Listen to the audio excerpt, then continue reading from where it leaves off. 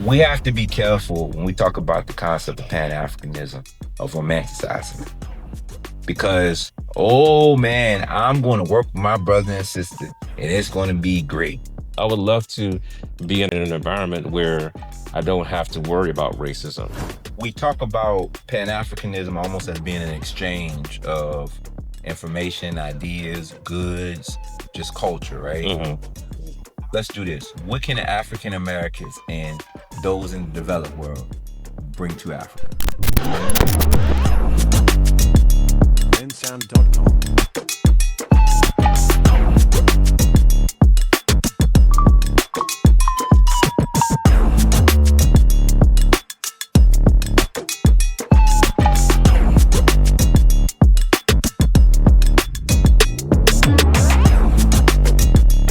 All right, welcome back to another episode of Sankofa Sessions. I am your co-host, Kofi Anan, along with my man, Kofi D, but I'm not a co-host. You're not a co-host. We're hosts together.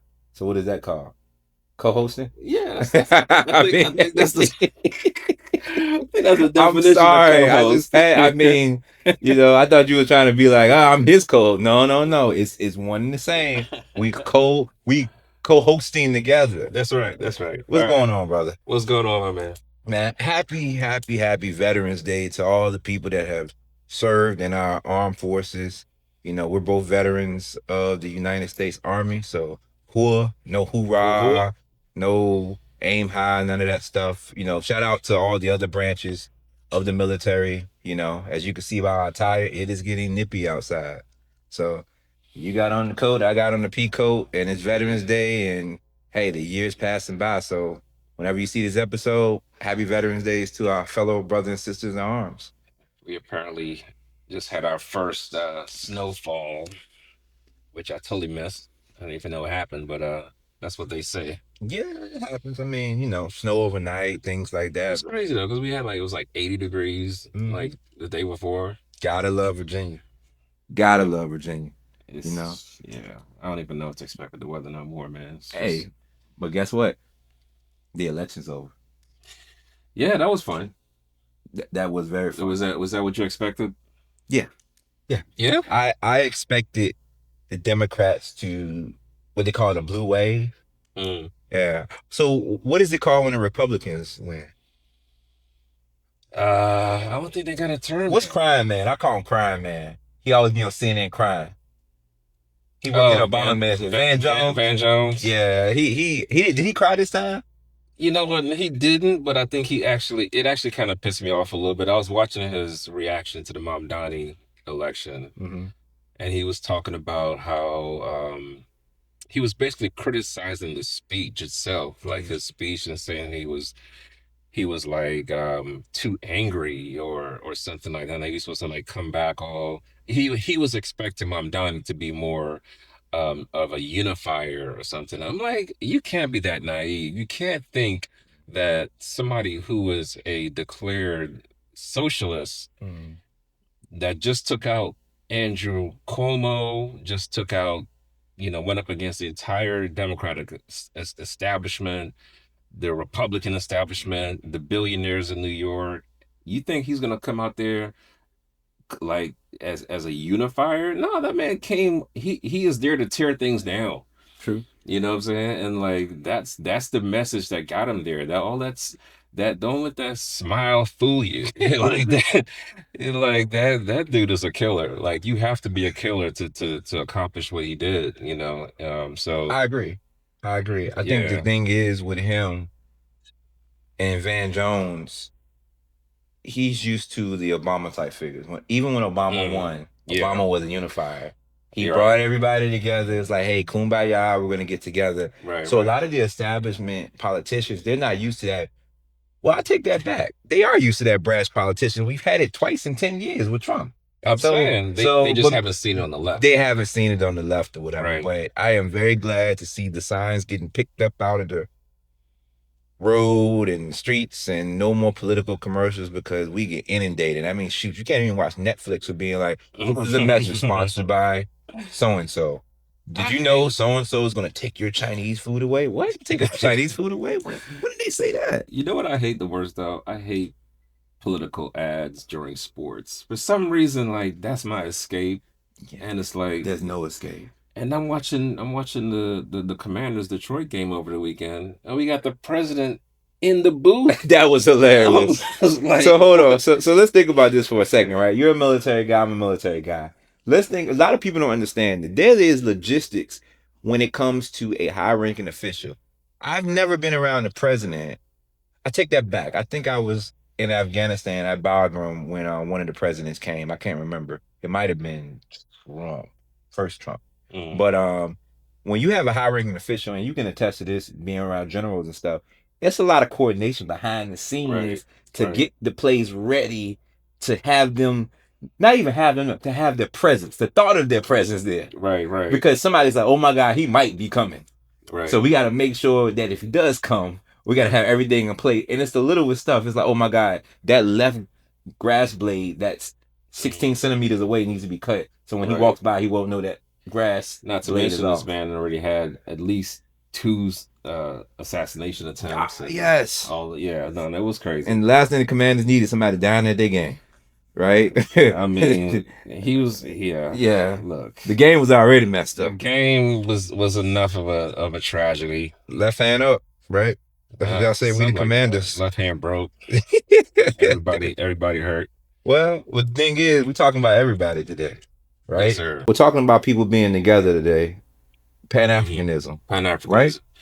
Yeah. So basically, the Pan-Africanism, for those of you who aren't really familiar with the term, it's a way of uniting the African diaspora, right? The whole idea behind it is that like uniting parts of Africa, you know, people who from the diaspora who want to go back to Africa. How does that impact, you know, the people in Africa? How does that impact the local economies? How do the people feel about that? Sometimes it's good, sometimes it's bad. What are some of the barriers to Pan-Africanism? So yeah, I think it's a lot of, you know, there's a lot of people who are in the diaspora who are thinking about moving back, and we can kind of talk about, you know, why that is and so forth, you know, especially now, you know. Because see, Pan-Africanism has its roots in some historical leaders like Marcus Garvey, Kwame Nkrumah.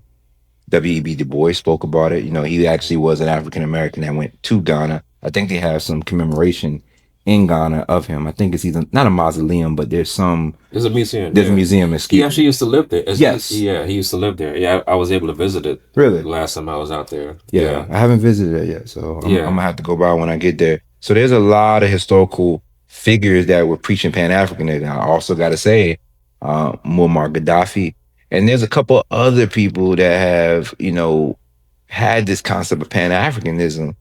But a lot of times what's in spirit idea lacks an execution, or it's hard to execute. And I think that's one of the things we're going to dive in deep today and talk about why has it been so hard to execute? Because, I mean, let's be honest with you. Well, Africa as a whole has the most natural resources out of most of the continents here. We have the highest birth rate of children. So we're producing more people. When the rest of the developed world is declining in population, Africa's actually increasing.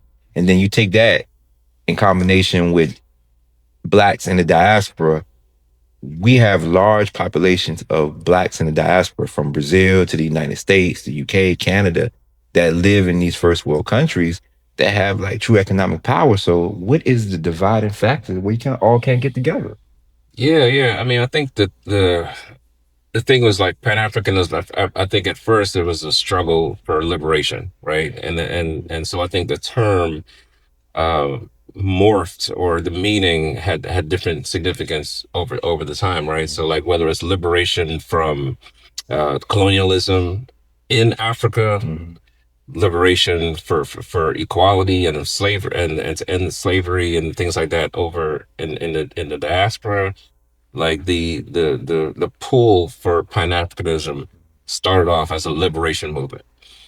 You know, fast forward to today, like liberation isn't so much the rallying cry. The rallying cry, because a lot of, you know, most if not all African countries have independence at this point. Are there any still considered? I mean, colonial? They're not technically, Technically, but I yeah, mean, yeah, yeah. shout out, hey, shout out to the Chinese food in Ghana. If you haven't had Chinese food in Ghana, man, that is some of the best thing ever. And they never build like here they build small Chinese restaurants. You can tell it's just to either sit down, which nobody ever does, and they got the people. They got two, three people cooking in the back. I don't know if you saw when you went to Ghana. I did not. These Chinese food restaurants in Ghana be elaborate palaces. So Mm. it make me think they're doing something else there too. But I'm not gonna get into that. We got Legal mind. do y'all have Ghanaian Chinese food? Like in Guyana, we actually have Guyanese Chinese food. Like we have such a long history of Chinese people being in Guyana that they actually like it's like a fusion type of thing where there's certain things that you will only get in Guyana, Chinese food. I don't think we do, but hey, if you can't put that in the chat or put that in the comments because I haven't experienced and I've been to Ghana, enough times to experience it, But I've never had Ghanaian Chinese food. That's something I'm gonna have to look into. Yeah, it's definitely something unique about Guyanese Chinese food though. But anyway, what were we talking about? We were talking about Okay, yeah, Pan-Africanism yeah. and So, the historical. We were talking about the right. historical stuff. If I could, so Yeah. around people have to understand that colonialism is similar to civil rights in the sense of, excuse me, its timeline, right? We're not talking about civil war like in the United States where something happened in the 1860s. We're talking about most African nations got their independence in the 1900s. Like Ghana in the 50s, Nigeria in the 60s. You're talking about Egypt, I think, was early on, if I'm not mistaken, maybe like in the 20s or 30s. You know, Ethiopia, of course, was never quote unquote occupied outside of the skirmishes and the battles they had with the French. And then Liberia, of course, was created out of freemen coming from America to West Africa and creating the nation of Liberia. But most nations, if you look at it, between the 40s, 50s, 60s, and even 70s, that's when they got their actual independence. Yeah, so we got our independence in 66. 66, right? Yeah. So there's people alive today that are barely senior citizens. Yeah. They're barely I can tell you stories about how when we got our independence. Yeah. Exactly. So yeah. No, I think people forget how young these countries are. And that's just because you got your independence, as we get into, doesn't mean that you're actually free. Doesn't mean that you've been able to kind of relinquish all those vestiges of colonialism because they didn't just like, all right, fine, y'all can have y'all go, No, it's like no, yeah, we gonna still be able to extract as much as we can, and so, so that was the original push for Pan-Africanism. It was this unified fight for freedom and for liberation. Because what people don't understand, and I'm not saying this as you don't understand, but hey, history is the best teacher, and sometimes we miss facts about it, is during that struggle of independence, especially for sub-Saharan Africa, I'm going to exclude Saharan Africa because their fight was different in the sense of their relationship to the European powers and colonial powers, where, they were Arab and a lot of the Europeans saw them or saw those places kind of like as their playgrounds and stuff. I mean, you look at Libya, you look at Egypt. I mean, even to this day, there's still strong European presence there because of their proximity. And also, too, they seem to be a little bit more quote unquote civilized, and the weather is a lot more tolerable. You don't have the cases of malaria and stuff because you have to be honest. Back then, when we didn't have the technology, a lot of things were weather and climate dependent. So hey, if I'm gonna colonize Ghana and Nigeria where malaria is prevalent, I'm dealing with tropical humid areas. There's a whole bunch of considerations versus if I'm going to Libya, it's a dry arid climate. I can get away with a lot more things during that time of the struggle for independence for most African nations. They had to band together because once the colonial powers let their grasp go, they didn't have the resources, especially I can speak to in Ghana. And like I mentioned, my dad actually was alive when Ghana was the Gold Coast. A lot of African nations didn't have the manufacturing power. They've always been blessed with natural resources. But hey, you may have to go to a Togo or Benin or Burkina Faso to get a natural resource that is not produced in your country. And then the manufacturing may be in another country, right? So you had to trade off. And then guess what? This country may be going through a famine or going through a shortage. And it was only right to help your neighbors. So it wasn't so much out of pride. It was a lot of times out of necessity because these countries were fledgling nations. You didn't have infrastructure. Even to this day, cocoa, one of the main exports in Ghana, rots because we don't have the logistical capabilities to harvest and store in a sense where it will not spoil. Yeah. You Yeah, but know, I mean, so a lot of that, if not all of it, was on purpose, right? yeah, Like when colonialism officially, like these economies were set up to extract. They weren't yeah, set up to develop anything, right? Like whenever people think of chocolate, what do they think of? Germany, yeah. German chocolate, or whatever, Nestle, or all these big companies. That stuff comes from Ghana. That That stuff comes comes from, directly from Ghana. most of that stuff. Not, ain't no cocoa farms in Germany. You know what I'm saying? Like this stuff.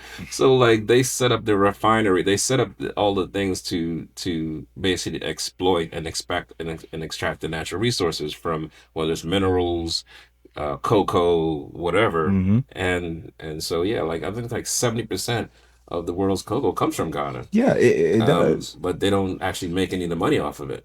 So So would you say like Pan-Africanism came from a source of necessity in the beginning, but now as we transition to the 80s, 90s, and then the aughts, which is the 2000s, and now, what is the reason for Pan-Africanism in your opinion? So now I think it's a little bit of a people are trying to reconnect. It's about reconnecting for heritage reasons. I think a lot of people have a desire to kind of get in touch with their roots, reconnect with their past. We all been everyone, at least in the diaspora, has been disconnected intentionally from their African roots, and I think a lot of people want to reconnect. I think that's part of it. I think another part of it is the political climate. Like in a lot of places, in the West, there's it's always been kind of hostile, but there's almost like a reemergence of that hostility, and or an intensity of that hostility. And a lot of people, I tell you, like myself included, are like, you know what, I want to see what's going on over there. Like I would love to be in an environment where I don't have to worry about racism. I'm sure there are a lot of other issues, but it's like, hey, look, I for one am one of those people who really just kind of sick of dealing with it, sick of fighting it, and I think there are a lot of people who are thinking along those lines. Yeah, so one thing I could say, and this is just a personal opinion, so please nobody kill me on the internet, and if you try, you can't. Um, we have to be careful when we talk about the concept of Pan-Africanism, of romanticizing it. Because, oh man, I'm going to work with my brother and sister, and it's going to be great. I want that. We all want that. You want that, don't you? I would love that. We do. We all. But there has been a concerted effort to divide us. There's also just cultural differences, as we talked about, and we will talk about on this podcast, that we have to understand in each other. And lastly, one of the things about Pan-Africanism is it is a morphing idea. Because I think a lot of times people think of these concepts such as like Pan-Africanism or liberalism or conservatism as these static Hmm. concepts. Like if you fall in the box of A, B, C, and D, you subscribe to this ideology. They don't understand as the world changes, as we grow in technology, as we grow in globalization. Because guess what? I'm more likely, excuse me, to know about your culture now than I ever has been. If I'm a person from Ghana, you're a person from Guyana, I got this thing here. Yes, I'm an Android user. I got this thing here that I can learn about your culture and I can immerse myself in it without even speaking to you. And I think that gives us, I won't say false sense, and I'm gonna tie this idea together, so please bear with me. I think this gives us a romantic view of everybody's culture But I think once you try to execute, and that's what I was talking about, Pan-Africanism, the idea versus the execution has not caught up with each other. They haven't. What do you think about that? The idea of Pan-Africanism, modern Modern Pan-Africanism has not caught up with the execution. No. We want to do it, but it's a lot of work. So I think it's complicated because reality is we've been apart for so long. You know, we've been apart for centuries. You know? Yeah. So yeah, we've grown apart. You know, so yeah, there's cultural differences, there's animosity. Some of it was ingrained in us, you know, to in especially here in the West. Well, I'll say both ways. It probably for different reasons. I think there's you know different parts of the diaspora look negatively upon other parts. You know, we don't have to get too deep into that. Yeah, that's a story for another day. Yeah. But I mean, yeah. So there's not this automatic universal sense of brotherhood that would be great. So yeah, I mean, but then there's also like the practicality of it, right? Like someone coming from America going to Africa to live, like, okay, how are you going to fit in? Do you want to fit in? There's a lot of people who Americans who go to, you know, these African countries and then they create their own like community. Yeah. So they're not actually trying to integrate into those communities. So let's expand upon that because we want to be together. And I think, like you said, the execution is complicated. But I guess in what parts can we foster collaboration in? Because Pan-Africanism can't just be an idea that scholars, you know, it's just like people get on television and get on these podcasts these days. They be like, oh yeah, the idea of Pan-Africanism is great. We need to promote it. Well, what the hell are we doing? Like people talk about ideas, but it has to be an action. Like there has to be a call to action to do something. Because you can philosophize and hypothesize and sit here and have intellectual debates, but if you don't give people a actual action move to say, hey, this is how you do this, they're just going to sit there and talk the whole time. So what is it, in your opinion, Kofi, that we can do to foster Pan-Africanism? Oh, man, put me on the spot right there. You want me to fix Pan-Africanism on the fly? Hey, man, man right here. I think that there are things that are being done, right? Like I know there's in Ghana and probably some other countries as well, right? Like so Ghana started the year of the return. Yes. And then they had another initiative called the Beyond the Return. And then and all of these things were meant to welcome back members of the diaspora to come in, right? Yeah. They even set up a diaspora office, of diaspora affairs, to help to build business connections and to help people who are interested in coming back to be able to kind of figure things out, understanding that there are some practical challenges to moving halfway across the world. So I think that's a good step. I think there have been a lot of good steps in the last couple of years that help to bridge that divide. Yeah, I mean, so I guess I put you on the spot. Let me put myself on the spot. Right? I think one of the first things we can do is read. I think that's the easiest thing. Read. Yeah. You know, I was looking at the Boondocks. Where I get that from? Where? Chappelle. he had this little face where he was like, every time when he was in school, the teacher would go around and have to read out loud. And he was like, read. I always think about that every time I say read. Your version of that is my Boondocks. And he was like when I think when Huey went over to get Riley from Thugnificent's house, right? And he was like, yeah, he's like, hey son, your brother be telling me how you be reading it. You know what I'm saying? He's like, yeah, them books be hard, my son. The books be hard, bro. He's like, man, he said he be reading them books, you know, he be having them words, it be big and long and everything, bro. I was like, I watch the Boondocks at least once a month just to reground myself. You know how people clean their spiritual palate? That's what I do. I clean my spiritual palate with Boondocks. That's what I do. I got one more. What's that? You be reading them big words, son? Nah. What's it? Don't be a menace. Oh man, drink your juice in the hood. Yeah. Okay. It was like the grandma was like, "You think you all that just because you can read?" Yeah. Or dreams are for suckers.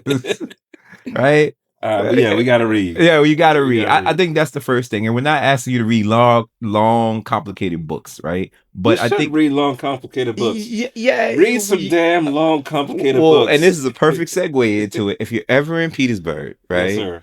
we have Resist Booksellers, our wonderful host here, right? Shout out to Resist Booksellers here. They have a wonderful collection of books that cater to the African American people. But guess what? There's books here for everybody, right? So please come here to Resist Booksellers and come shop, right? You can buy Read. your book, yeah, read, right? Them big words, son, be hard. You know what I'm saying? You know what I'm saying, right? But just learn a little bit. Like, if you know you're going to interact, if you're in that space, because everybody's not in the space to want to collaborate. A lot of people are just living their lives, trying to scratch out an existence and take care of their family. We get that, right? If you don't want to go above and beyond, that's fine, because guess what? You're a great person regardless of what you do. But if you're going to step into the arena of trying to be enlightened and try to achieve, you know, some higher level things, and you want to enter into this realm of Pan-Africanism, you have to read. You have to read some things, right? I know Kwame Nkrumah has a few books. Marcus Garvey has a few books. I'm reading his autobiography right now. Who? Kwame Nkrumah. Yeah, I know he had a book, I've been reading it for like Consciousness. 5 months, but It's fine. As long as you're not like LeBron. LeBron is on the first chapter of the Malcolm X book every time he's in. Shout out to my boy LeBron. You know, I think he's on the first chapter of Malcolm X's biography for like 10 years. So I mean, it happens. But read a little bit, learn a yeah. little bit more. You'll be surprised when you actually learn a little bit more about other people's culture. You'll go down a rabbit hole. It's kind of like when you're on Instagram and you're on the explore page and you see a beautiful woman, and then you start swipe. You see the picture, but then you go swipe and keep on looking at the profile. Y'all, some of y'all know what I'm talking about, right? I When have you no idea what you're talking no, about. you shouldn't have any I idea have what I'm talking no about. idea. But it's the I don't same even. thing. There's women on Instagram.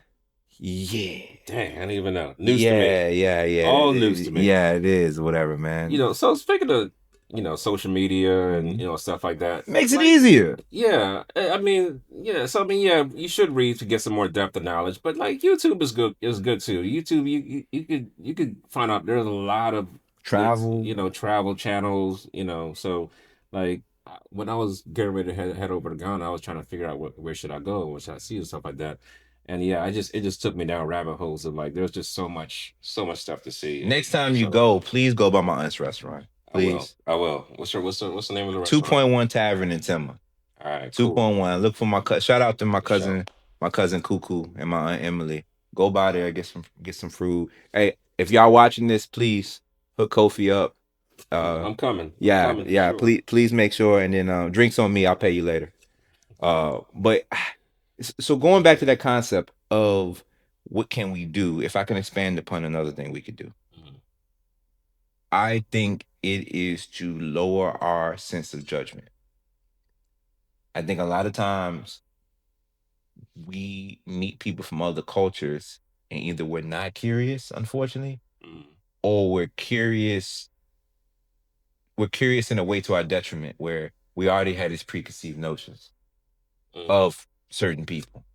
And I think if we can lower that a bit, especially if you're the one, if a person from the continent of Africa comes here, I think you, in my personal humble opinion, you should lower the level of judgment, not on the person, because if a bad person is a person, but lower judgment on their culture, because a lot of times you be like, well, I heard y'all do this.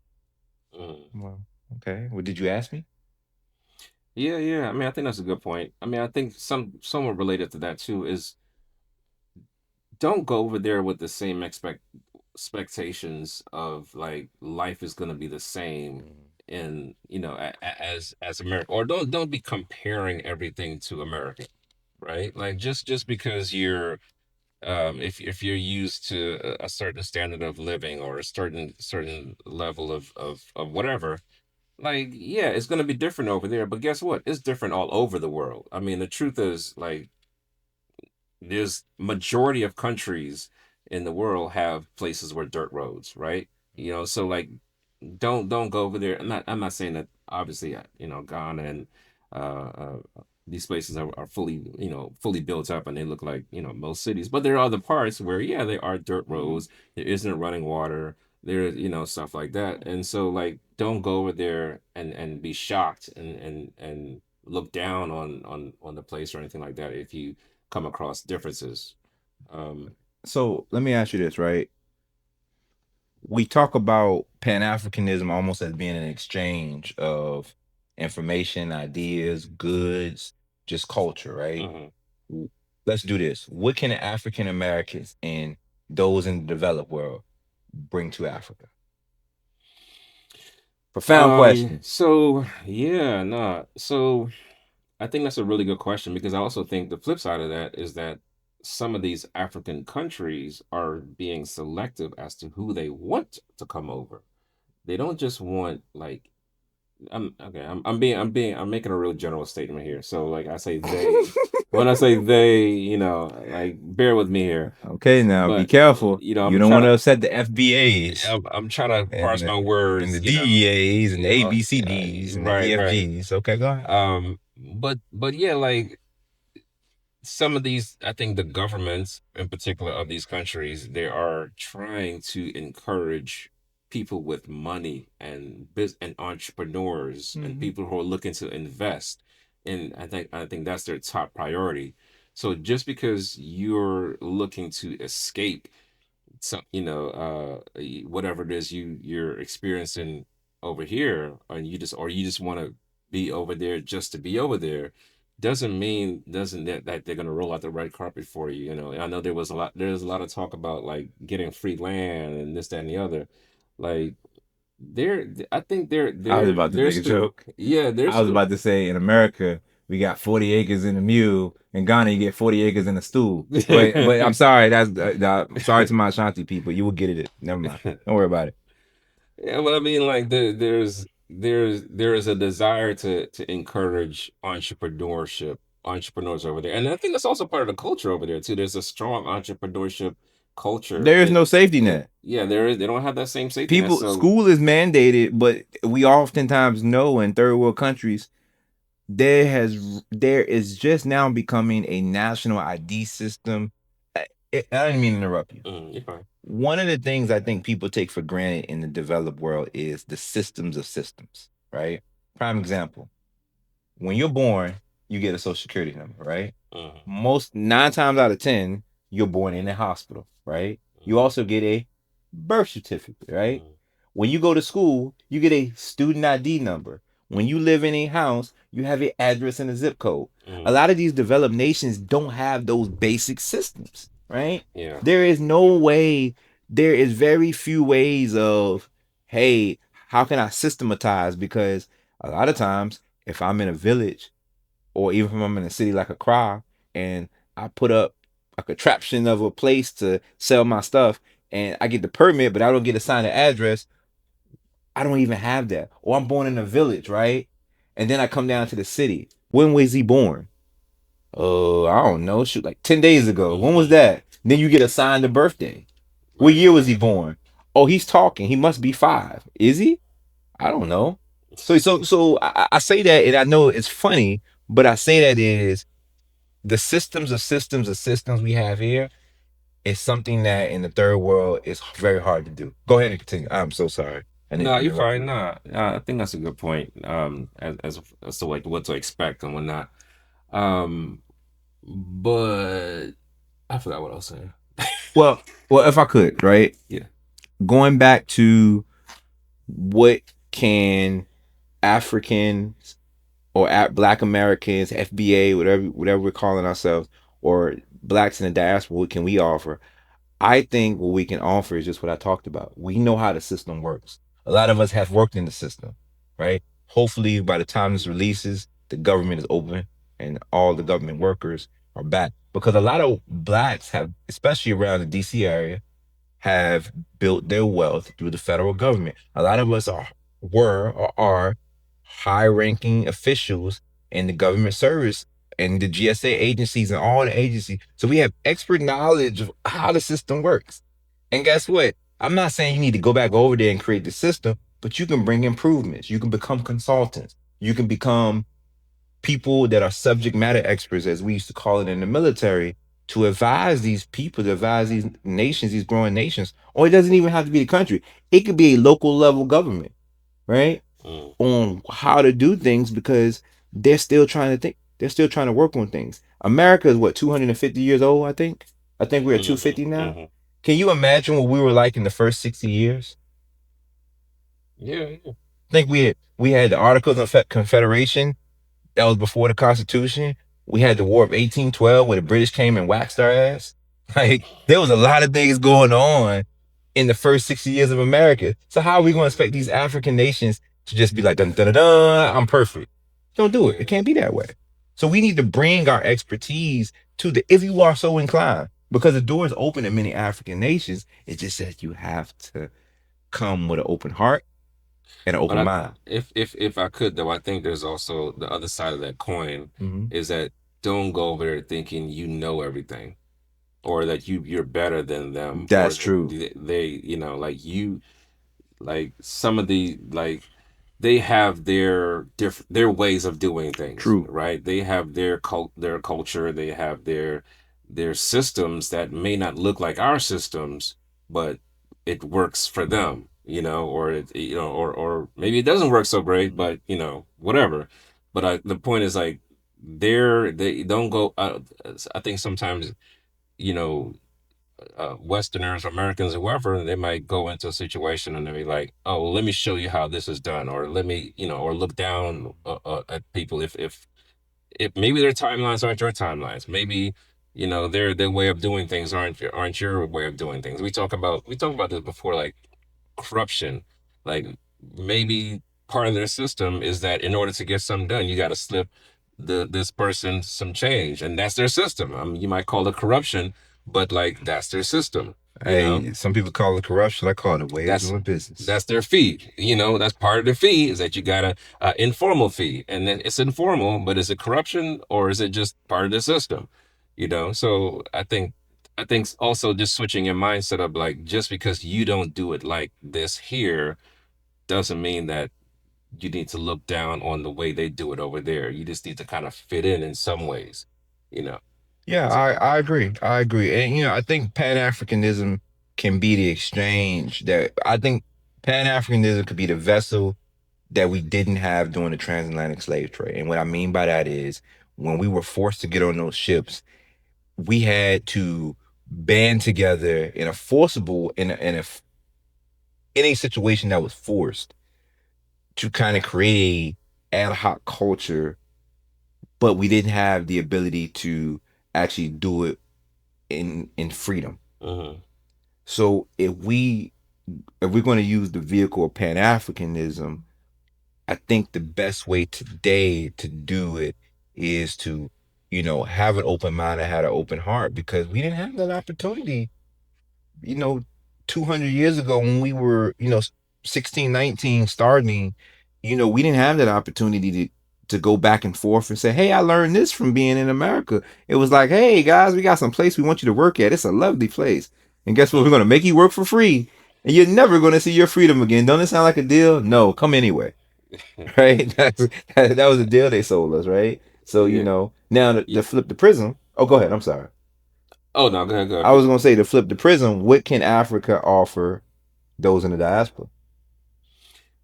So okay, before we get out there, I have one more point I wanted to make, Mm-hmm. and it's about not it's kind of related to what I was saying before, right? But like there is a when you go over there, especially if you have money, right?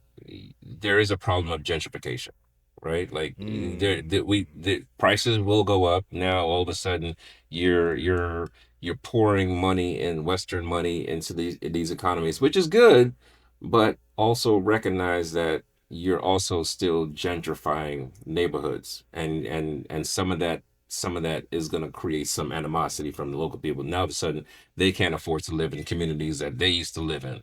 Now there's neighborhoods being torn down and high rises coming up and stuff like that. So I'm not sure, I don't know what you could do about that, but it's at least something to be aware of if you're coming in from the West and and you're looking to buy. At least there's something that you need to be um, mindful of?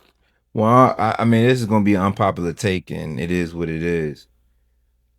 On the topic of gentrification, right? I guess I got to say it right if I'm going to make a hot take. You have to take care of what you have, and people won't gentrify.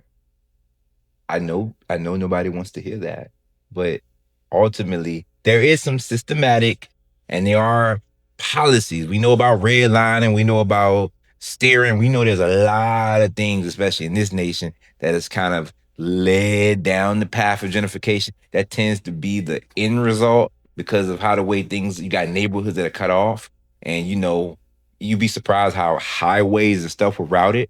But in Africa, think there is enough opportunity for everybody. I just think that you have to figure out a way to take care of what you already have, in addition to in a collaboration with the new people coming, you know. But 40 minutes. what we can do is I think that cultural exchange. I honestly, this is a crazy idea I got. Right? Can I say it? Mm. Go for it. I think majority black cities need to have the sister city program or sister city initiative or brother city, whatever they call it. I think it's sister cities, I think it's sister. right? Mm. I think they need to work to have cities or towns in Africa to collaborate with them if they're able to. Mm. I know some majority of black cities and towns, they barely, and they're gonna be like, well, we ain't got no ties to them people. Well, I guarantee you, with all the ancestry of 21 and Me and what's the other one? Uh, Ancestry.com. Yeah, Ancestry.com and yeah. all the DNA tests. I will highly guarantee you there are large swaths of people who came from a certain area, especially in places like the South. Like if you talk about the Geechee people, I bet you if you do their ancestry, and they've done it before, I just can't recall it at this time. They're from a certain part in Africa, Mm. right? Mm. Why not have a cultural exchange, which they may already have? But why don't we do that more with majority black cities? I think if your city is over 50% black, there should be, and you have a black mayor, right? I think you should try to reach out to a nation over in Africa and do like a cultural exchange. What is it going to Yeah. cost you? Well, shoot, I mean, to that point, we should also shout out ourselves That's because, what I was getting to. See, you look know, at you. You are a great co-host. I tell you, we just vibing over here, Man, I you know. tell you. So here we recently set up a cultural exchange program called Sankofa Scholars, Yeah. where we're working with students from the Petersburg High School and students from the Fafali organization in Ghana. Shout out to Raymond. Yes, sir. To kind of help bridge that gap, to increase the communication, do some cultural exchanges, maybe even do some travel.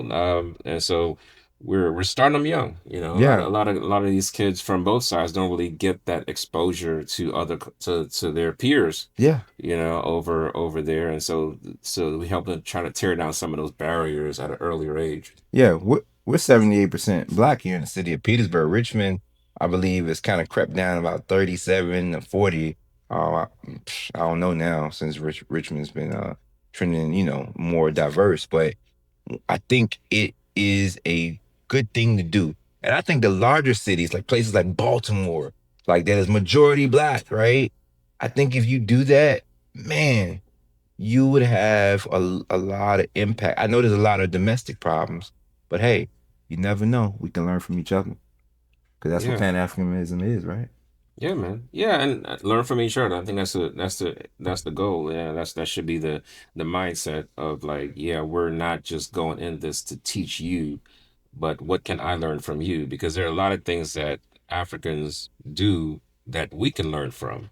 Vice versa. There are a lot of, so it's not just all like just because we are more quote unquote developed here economically doesn't necessarily mean that that's not the end all be all. There's a lot of things culturally, Mhm. how we treat each other, how our family systems, structures, things like that we could We could learn from them, and even economically. To be perfectly honest, there's a lot of things that are being done in Africa that are ahead of what we're doing here technologically, because they're leapfrogging someone like the wired systems and things like that. Whereas like some of our infrastructure is so tied to wired infrastructure, whereas they didn't have that, so they leapfrogged that whole generation, and they're just going straight wireless with like a lot of money transfers and things Yeah, like that.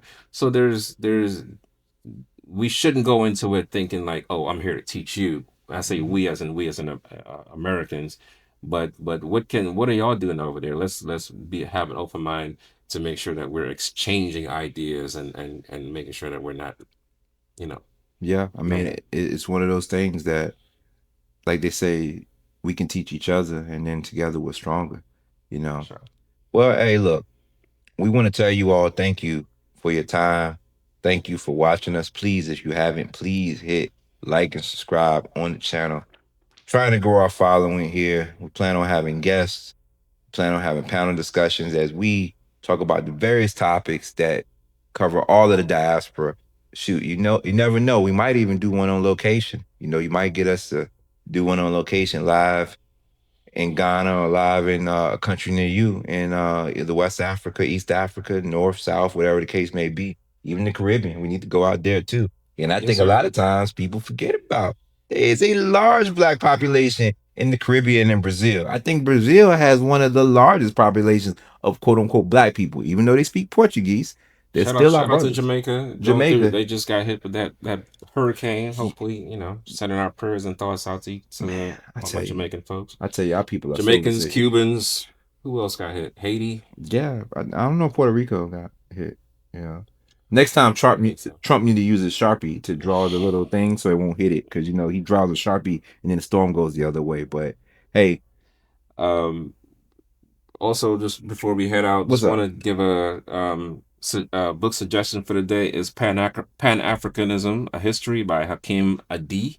No, okay, maybe. So Oh yeah, no, he's he's missing the missing H. H. He's He's missing missing the H. H, so we might be related. So yeah, but yeah, check out that book here. I believe Demetrius is gonna have that one. So if you want to come check it out, at Resist Booksellers. And we'll put the link in the bio and in the notes and descriptions for the show. Because guess what? You don't have to be here to buy from a black-owned bookstore. You can order online. So please support our brother as he's been a gracious host for our podcast. We love you guys. Peace and Peace. out. bensound.com.